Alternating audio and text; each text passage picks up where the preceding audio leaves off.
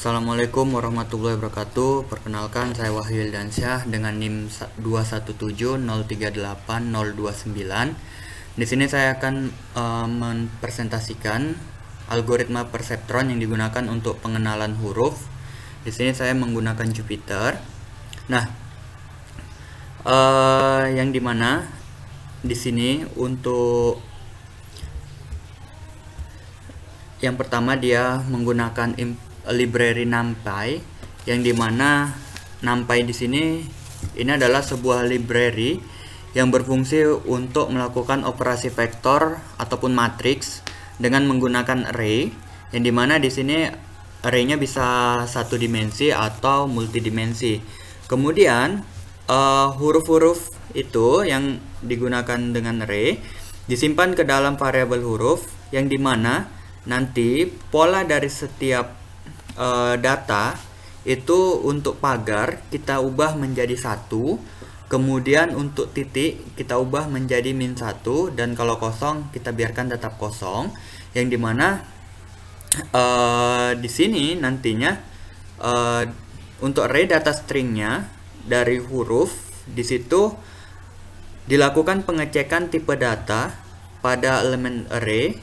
Nah, di sini saya akan lihatkan untuk contoh datanya. Misal ini data untuk pola huruf A. Nah, seperti ini, yang dimana nanti titik dan tanda pagar ini akan diubah sesuai dengan program yang telah kita rancang. Di sini untuk pagar kita ubah menjadi 1, dan juga untuk titik -1. Sedangkan kalau kosong kita biarkan kosong. Nah, di sini inilah tadi pendefinisian untuk array, pengubahan pola menjadi bentuk bilangannya. Kemudian setelah itu kita membuat satu buah kelas yang dimana di sini ini akan kita lakukan inisialisasi bobot dan juga bias, yang dimana digunakan NumPy untuk zeros. Nah, zeros di sini artinya adalah untuk mengubah semua elemen array menjadi 0. Jadi untuk bobot awal dan bias awalnya ini kita tetapkan menjadi 0. Kemudian untuk data trainingnya, ya, data trainingnya ini nanti untuk epoch pertama itu akan berhenti apabila bernilai salah. Kemudian dilakukan perulangan lagi, ya, terhadap i, yang dimana i itu adalah range dari data trainingnya. Kemudian nilai v di sini menggunakan fungsi len, ya. Fungsi len di sini ini untuk mengetahui berapa panjang jumlah dari setiap itemnya. Nah, berarti di sini yang digunakan untuk panjang dari targetnya.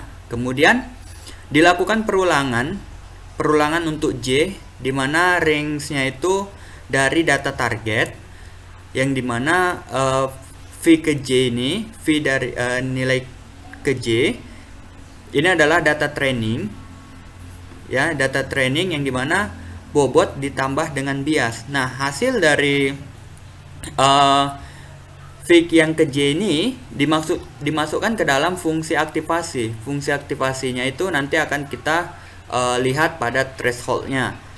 Nah, jika Y ke J ini sesuai dengan data target, ya, maka dilakukan stop, yang dimana bobot ditambah nilai target ke i, ya, dikalikan dengan nilai dari data trainingnya. Di sini bias juga, untuk bias yang lama, bias ditambah dengan nilai dari target. Nah, di situ dilakukan terus perulangan, yang dimana nanti epochnya itu ditambah 1. Begitu seterusnya sampai dia selesai perulangannya. Kemudian untuk data tesnya, ya, di sini nanti ada bobot, ya, bobot ditetapkan 0 untuk bobot awalnya. Yang dimana bias ini kita lakukan perulangan juga, dimana range-nya maaf, bukan bias tapi bobot. Bobot range-nya dari bobot. Di sini nanti bobot ditambah dengan bias untuk data tesnya. Kemudian fungsi aktivasinya didapatlah nilai V ke I-nya ini tadi yang kita lihat dari threshold-nya. Di sini untuk fungsi aktivasinya kita gunakan jika V-nya lebih besar daripada threshold, maka diberikan nilai 1. Selain itu thresholdnya jika lebih besar sama dengan V dan V-nya itu lebih besar daripada threshold, maka nilainya 0. Selain dari itu 1 dan 0, maka kita beri nilai -1. Nah, begitulah seterusnya dilakukan untuk bobotnya. Nah, di sini kita terdapat nilai data target. Nah, saya akan tunjukkan untuk data targetnya. Di sini ada 7 ya. Dan ini nanti ada juga data range. Dan di sini ini untuk data target. Nah, ini untuk data ujinya. Di sini ada data uji, tapi kita masukkan di dalam folder data, yang dimana ini nanti ada data untuk trainingnya, data latihnya, dan ini untuk data targetnya, data ujinya. Dan ini dua adalah data yang akan kita gunakan untuk program ini. Nah, setelah data target dan data ujinya, nanti untuk data uji digabungkan ke dalam bentuk matriks, yang dimana nanti semua data uji digabungkan menjadi NumPy array dengan data trainingnya. Kemudian di sini akan dilakukan pembacaan terhadap seluruh data. Nah, pembacaan terhadap seluruh data di sini, ya, pembacaan terhadap seluruh data. Data kita ambil dari list data latih yang tadi. Kemudian untuk data latihnya itu kita ubah ya sesuai dengan list data latih yang kita gunakan.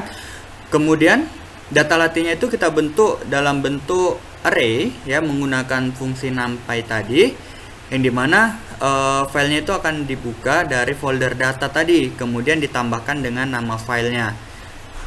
Nah, di sini terlihat untuk data latihnya dalam bentuk matriks seperti ini. Kemudian setelah itu kita lakukan data training ya. Kita lakukan training terhadap data, yang mana datanya itu kita ambil dari data latih tadi.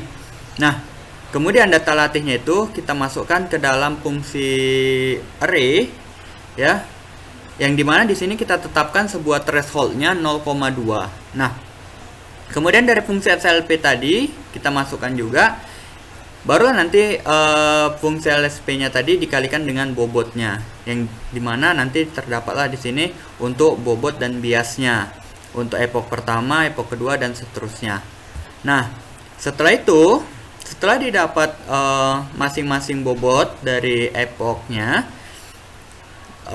bobot dan bias, kemudian kita lakukan cek huruf atau cek hasil sesuai dengan target atau enggak, yang dimana di sini kita gunakan fungsi if juga. Nah, setelah dilakukan cek huruf, barulah kita lakukan uji data. Nah, pada uji data di sini file kita ambil dari data list folder data list data uji tadi yang sudah saya tunjukkan pada sebelumnya. Kemudian kita buat data latihnya itu ke dalam bentuk array. Nah, di sini untuk pembentukan data array-nya di sini diambil dari folder data ditambah nama filenya tadi. Nah, kemudian setelah data uji berhasil diubah menjadi dalam bentuk array, maka di sini selanjutnya dilakukan perulangan ya untuk masing-masing indeks, yaitu indeks data uji. Nah, sampai